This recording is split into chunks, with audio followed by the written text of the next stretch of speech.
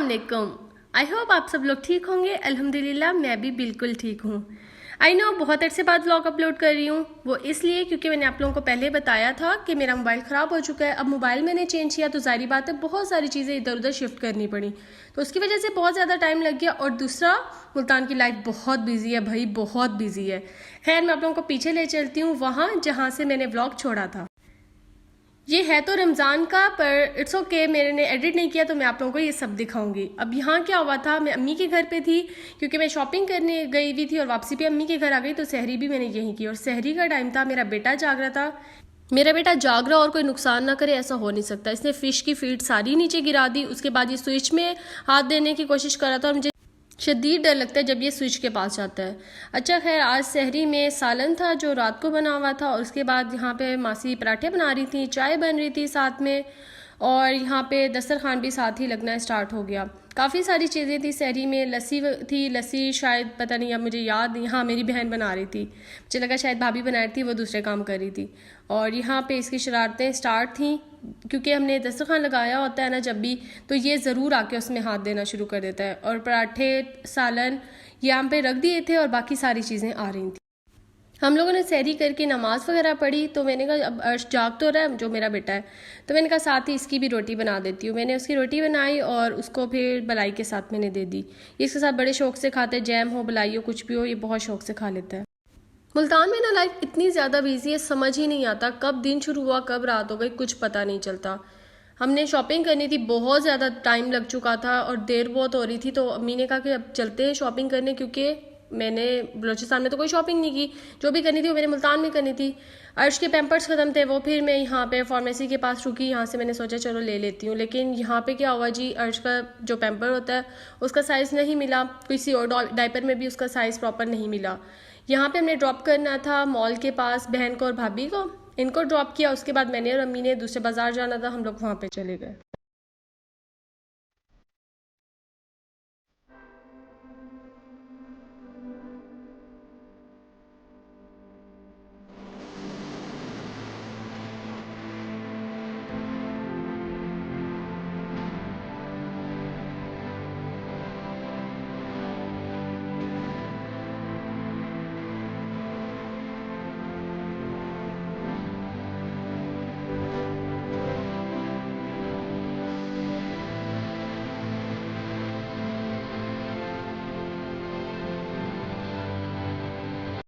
उसके बाद मैं शूज़ लेने आ गई। मुझे मल्टी कलर के शूज़ चाहिए थे, ये मुझे काफ़ी अच्छे लग रहे थे पर कंफर्टेबल नहीं थे, फिर मैंने कुछ और ले लिए। फिर यहाँ पे हो गई मेरी शूज़ की शॉपिंग। उसके बाद बहनों वगैरह के शूज़ लिए और साथ में फिर हम लोग रिक्शे पर बैठ के घर जाने लगे क्योंकि बहुत देर हो चुकी थी, रोज़े इफ्तार होने वाला था। और हमने रास्ते से ही इफ्तार की, एक खजूर और पानी लेके, शुक्र है किसी शॉप वाले ने हमें दे दी। बस हमें था कि हम किसी तरह घर चले जाएं क्योंकि ग्रॉसरी भी लेनी थी और भी बहुत सारे काम थे क्योंकि चांद रात भी थी, लास्ट रोज़ा था, जारी बात है कल तो ईद थी, तो खैर बहुत सारे काम हमारे रह गए थे। फाइनली यहाँ पे हम लोग पहुँच गए घर। और ये नीचे वाला पोर्शन है, यहाँ पे भाई और भाभी रहते हैं, मतलब रहते तो सारे एक ही साथ हैं लेकिन उनके सेटअप यहाँ पे है। उसके बाद हम ऊपर आए, ऊपर आने के बाद मैं यहाँ पे थोड़ी देर वेट ही करी थी, सर में बहुत शदीद दर्द हो रहा था और मेरी बहन ने मुझे चाय ला के दी। बहुत नीड थी इसकी भाई, बहुत ज़्यादा। फिर मेरी कज़न आ गई, उसको मैंने मेहंदी लगाई और उसके बाद मैं ये सोची थी बस जल्दी से इसको मेहंदी लग जाए और उसके बाद जाऊँ मैं ग्रॉसरी करने, क्योंकि बिल्कुल भी टाइम नहीं था। और मैंने जाना था दोबारा बाज़ार क्योंकि मैंने अपने हस्बैंड के लिए भी शॉपिंग करनी थी। उनकी बार बार कॉल आ रही थी कि जाना है शॉपिंग पे, मेरे साथ चलो। यहाँ तकरीबन कोई 8:30-9 बज चुके थे और बस मैंने अम्मी से कहा जल्दी से अम्मी ग्रॉसरी करते हैं क्योंकि टाइम बिल्कुल भी नहीं था। फिर हम साथ ही कॉलोनी के अंदर ही जो मार्ट है वहाँ पे चले गए। यहाँ सब कुछ मिल जाता है, बहुत अच्छे प्राइस में मिल जाता है और बहुत अच्छी चीज़ होती है, फ्रेश होती है इनके पास जो भी चीज़ें होती हैं। तो खैर यहाँ पे मैं आपको सारा दिखा रही हूँ कि यहाँ पे देख लें, आप खुद ही देख लें, सब कुछ मिलता है और बहुत अच्छे प्राइस से मिल जाता है। यहाँ पे मेरी ग्रॉसरी भी कंप्लीट थी, अम्मी की भी कंप्लीट थी। उसके बाद खैर मैं गई अपने हस्बैंड के साथ। खैर अब ऐसा हो नहीं सकता, हम लड़कियां हैं कि जाएं हस्बैंड की शॉपिंग के लिए और अपने लिए कुछ पसंद ना करें, ऐसा बिल्कुल नहीं हो सकता। खैर मैंने अपने लिए देखा लेकिन मुझे ज़रूरत नहीं था, मेरे सारे कपड़े सिले हुए थे, तैयार थे ईद के, बस यहाँ हस्बैंड के लिए लेने आए। और मुझे ये पैंट बड़ी अच्छी लगी थी, मैंने उनसे कहा ये वाली ले लें और वो शर्ट ट्राई करने गए थे। ट्राई करने गए तो मुझे खैर उनकी शर्ट बड़ी अच्छी लगी, मैंने कहा बस ठीक है इसी को डन कर लें। और शुक्र है इस दिन ना बहुत अच्छी हमारी शॉपिंग हो रही थी, फटाफट हो रही थी। मतलब हस्बैंड की भी हो गई, मैंने भी अपनी सारी जो शॉपिंग करनी थी, बेटे की जो करनी थी वो भी मैं पहले करके आ चुकी थी। फिर मैंने कहा चले अब बस बहुत हो गई, अब बाहर चलते। और भूख से बुरा हाल था क्योंकि मैंने इफ्तारी के बाद ना कुछ भी नहीं खाया हुआ था, जस्ट एक खजूर खाई हुई थी और चाय पी थी और कुछ भी नहीं। तो मेरे हस्बैंड का बस अब यहाँ से फ्री हो गए, अब इसके बाद जाते हैं कुछ ना कुछ खाने। और जब हमारा खाने का कुछ मूड होता है ना तो निहारी हमें ज़रूर याद आती है। अब जो मुल्तान में रहते हैं ना उनको पता होगा कि दिल्ली निहारी का टेस्ट सच्ची बहुत मज़े का। मेरे अभी भी मुंह में पानी आ रहा है, बहुत ही लेवल है इसका टेस्ट। जो मुल्तान में रहता है और नहीं गया तो काइंडली यहाँ पे जाए, कैंट में है दिल्ली निहारी, बहुत मज़े की है, बहुत एंड लेवल। अच्छा इसका मज़ा ना सिर्फ वहीं बैठ के खाने का है, घर लेकर आओ ना टेस्ट अच्छा है पर वो मज़ा नहीं आता। वहाँ बैठ के जो गरम गरम रोटी के साथ हम लोग खाते हैं ना लीमू डाल के, यार सच में बहुत मज़े का लगता है।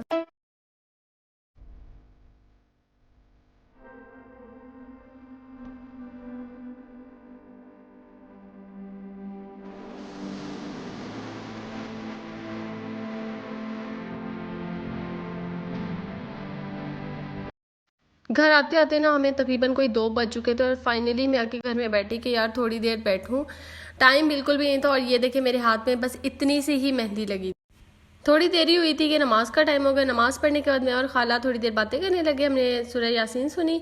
उसके बाद यहाँ पे हम लोग बाहर का मंजर देख रहे थे और अचानक से हमें याद आया कि नमाज पढ़नी है ईद की। फिर जल्दी से जाके मैं तैयार हुई और ये सबसे बड़ी खुशी होती है जब हम ईद की नमाज़ पढ़ते हैं। हमारे घर के बिल्कुल पास ही है मस्जिद कुबा और हम लोग भागते हुए जा रहे थे कि बस नमाज के टाइम पे पहुंच जाएं। बहुत कम टाइम रह गया था, तकरीबन कोई 5 से 10 मिनट रह गए थे। मैं, मेरी नंद और मेरी खाला, हम तीनों बस भागते हुए मस्जिद तक पहुंचे। जैसे हम नमाज के लिए पहुंचे ना तो जमात मतलब खड़ी हो चुकी थी, मतलब नमाज स्टार्ट हो चुकी थी। तो बस हम लोगों ने भागते हुए जाके, मैंने तो अपना मोबाइल भी फेंका जल्दी से साइड पे कि बस अब नमाज स्टार्ट करती हूँ। लेकिन अल्हम्दुलिल्लाह हमने नमाज़ पढ़ी और इतना अच्छा लगता है, इतना सुकून मिलता है ना जब आप ईद नमाज़ पढ़ते हो, सबसे मिलते हो, सबको ईद की मुबारक देते हो। मतलब ये सबसे बड़ी खुशी होती है, अल्लाह ताला की तरफ से हम लोगों के लिए तोहफ़ा ही होता है।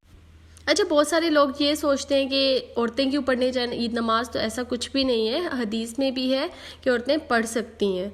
तो जब नहीं शऊर था तब नहीं चाहते थे, अब है अल्हम्दुलिल्लाह तो हम लाजमी जाते हैं।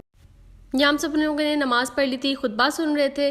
जैसे ही खुतबा ख़त्म हुआ सब ने एक दूसरे को मुबारक दी ईद की। मेरी अम्मी और बहनें भी आई हुई थी, हमारे घर के पास से हम पैदल आ गए थे और अम्मी और बहन आई हुई थी गाड़ी पे। अब वापस जाने के लिए उसने कहा कि हम आपको छोड़ देते हैं, तो मैंने कहा निकी और पूछ चलो यार छोड़ दो। हम लोग बस जा रहे थे, मेरी बहन हमें ड्रॉप करने जा रही थी। हमारा घर बिल्कुल पास ही है, तकरीबन 2 से 3 मिनट ही लगे, हम लोग आराम से घर पहुंच गए। बस गाड़ी टर्न करने में थोड़ा सा टाइम उसे लगा था। आप जब ईद नमाज पढ़ने जाते हो ना तो तैयार भी बंदा जल्दी हो जाता है और पूरा दिन फ्रेश रहता है। यहाँ हम घर के अंदर जा रहे थे, अम्मी को बुलाया पर उन्होंने कहा नहीं देर हो रही है, अभी हम नहीं आ सकते, बाद में आएंगे। घर आते ही मैंने चने बनाए, रात को सवैयाँ खाला ने बना दी थी। हमारे में ये लाजमी होते हैं कि चने और सवैयाँ तो बननी ही बननी है। मैंने भी जल्दी से सवैयाँ और चने बनाए। इतनी देर में खाला ने कहा मैं नाश्ता बनाती हूँ, आप लोग बैठ के नाश्ता करो, उसके बाद जाके थोड़ी देर सो जाना, क्योंकि सब रात के जागे हुए थे। फिर जब तक खाला नाश्ता बना रही थी मैंने मेहंदी लगा दी, बहुत अच्छी मेहंदी थी, बहुत जल्दी लग गई।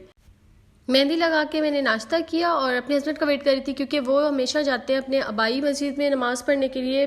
मेरे जो खालू हैं वो और हस्बैंड गए हुए थे। खैर जब वो वापस आए फिर हम लोग थोड़ी देर के लिए सोए और मैंने चुटकी बजाते अपने बच्चे को तैयार कर दिया, उसकी चीज़ें भी निकाल के रखी थी यहाँ पे। फिर मैंने सोचा कि हम लोग नीचे जाते हैं, बहुत देर हो गई है, काफ़ी देर से हम ऊपर ही थे। मैं नीचे आई, हम लोगों ने मिलके बातें वगैरह की। इतनी देर में हमारे घर मेहमान आ गए, मामू वगैरह फैमिली के ही सब आते हैं, वो आए हुए थे, मेरी अम्मी लोग आ गए सब। तो उसके बाद हमने की चीज़ें सर्व जो भी बनी हुई थी। यहाँ दोबारा मेहंदियाँ लगनी स्टार्ट होंगी, जिसने नहीं लगाई हुई थी भी एक दूसरे को मिलके हम लोग मेहंदी लगाते हैं। ये मेरी भांजी ही है रिश्ते में, वो लगा रही थी मेरी बहन को मेहंदी। साथ ही मेरा कज़न खड़ा था और मैं से कह रही थी बताओ ज़रा कितनी ईदी मेरी, तो वो अपनी ईदी दिखाता। यार ईद सच में बच्चों की होती है, इनके सही मज़े होते हैं। बचपन में जो ईदी मिलने की खुशी होती है ना वो अब नहीं होती। उसके बाद हमारे घर से सब फ्री हुए तो जा रहे थे हम दूसरी खाला के घर। उनके घर दावत थी, मतलब मेरी भाभी के घर। ईद के दिन इतना ज़्यादा इशू होता है ट्रैफिक का, कितनी देर हम ट्रैफिक में खड़े रहे।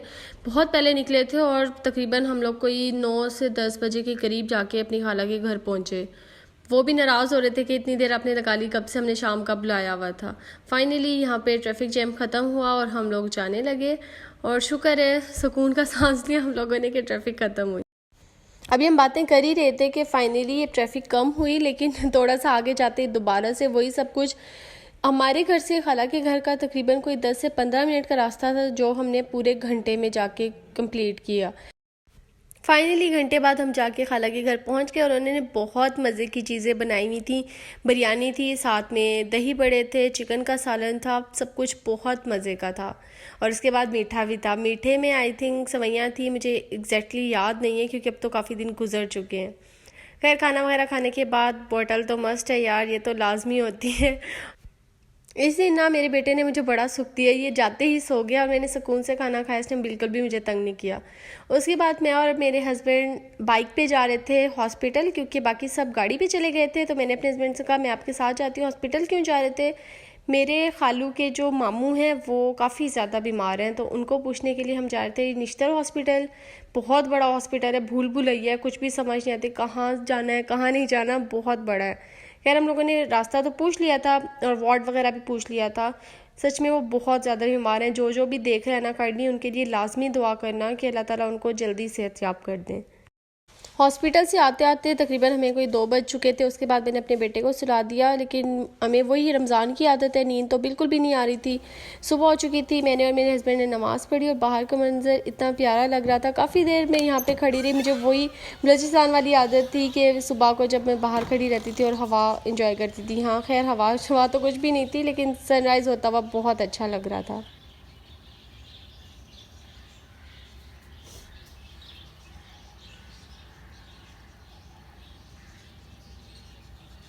या हम लोग जाग ही रहे थे तो मेरे हस्बैंड ने कहा मैं बाहर से नाश्ता लेकर आता हूँ, तुम जल्दी से चाय बना दो।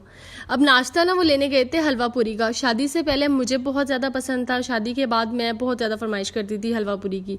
अब ऐसा हुआ है कि इतना मेरे हस्बैंड ने मुझे खिलाया है ना कि अब मेरा दिल नहीं करता खाने का। मतलब आ जाए तो मुझे अच्छी लगती है, ये नहीं कि नहीं खाती, खाती ज़रूर हूँ, लेकिन मेरे हस्बैंड को ना बहुत ज़्यादा पसंद है। उनकी हमेशा ये होता है कि मैं अगर नाश्ता लेने जा रहा हूँ तो हलवा पूरी लूँगा। अच्छा खैर यहाँ पे मैंने देख रही थी क्योंकि मैं बलूचिस्तान से आई थी, मेरी सारी चीज़ें ख़त्म हुई हुई थी, पत्ती ख़त्म थी, वो मैंने रिफ़िल की और थोड़ी सी मेरे से गिर भी गई थी।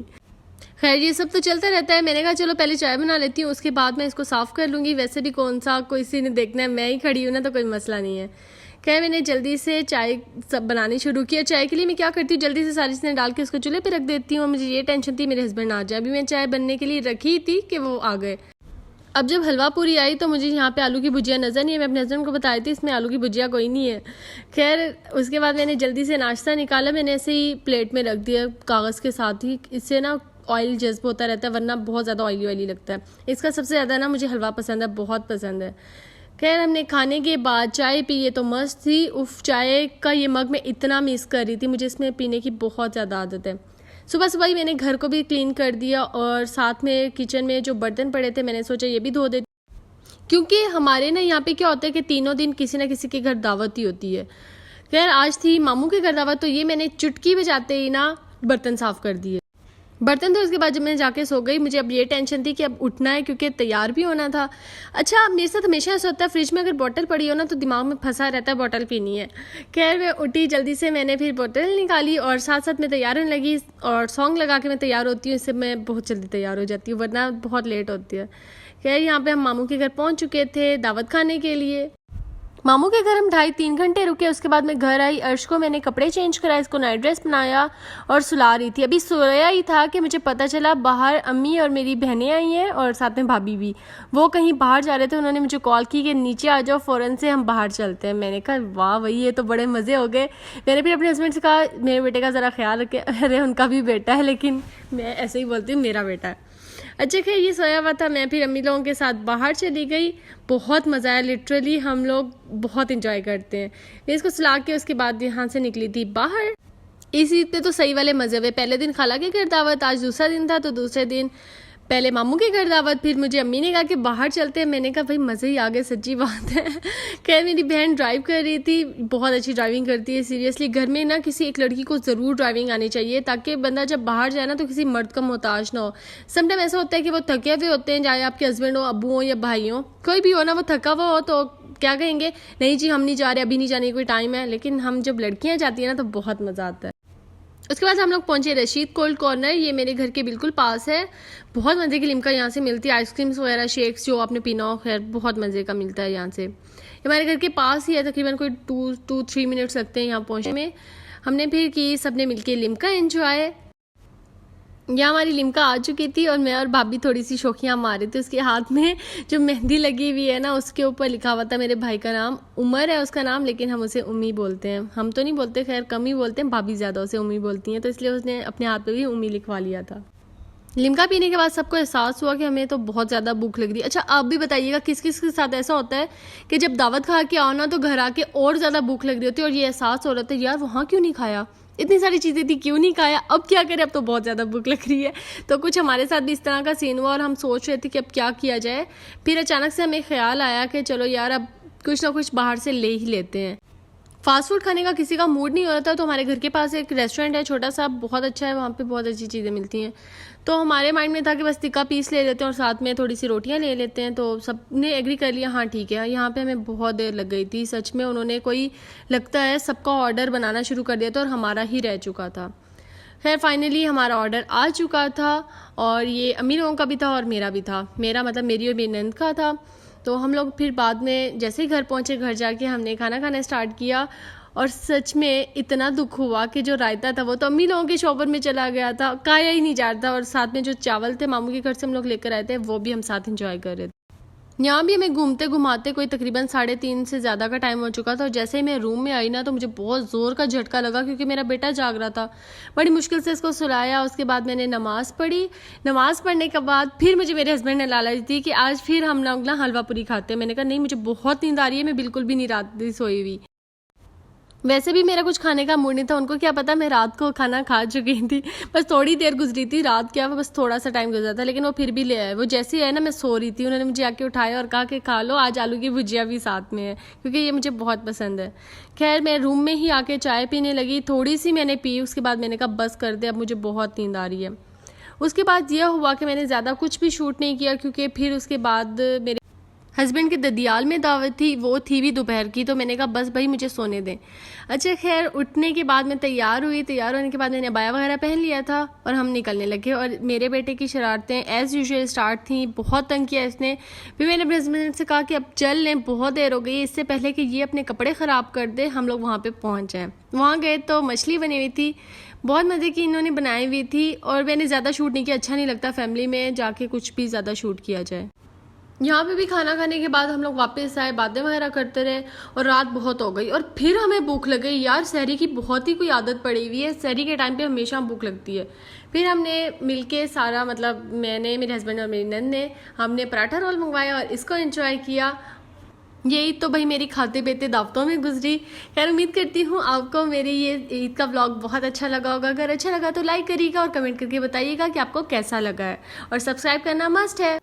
मिलते हैं एक न्यू व्लॉग में, तब तक के लिए अल्लाह हाफिज़। अपना बहुत सारा ख्याल रखिएगा और मुझे दुआ में याद रखिएगा।